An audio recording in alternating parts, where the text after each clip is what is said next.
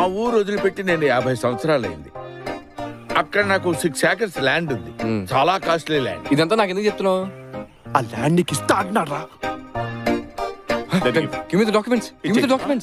ఓహో, దానికి కొన్ని స్టెప్స్ ఉన్నాయమ్మా.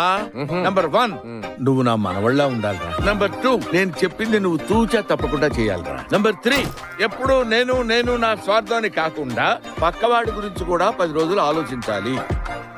నేను మరీ అంత ఎదవలా కనపడుతున్నానా?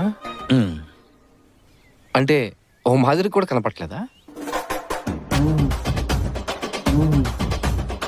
ఇది ఇల్లా ఇంత భయంకరంగా ఉంది? తాతగారు, ఆ ల్యాండ్ అద్భుతంగా ఉంది.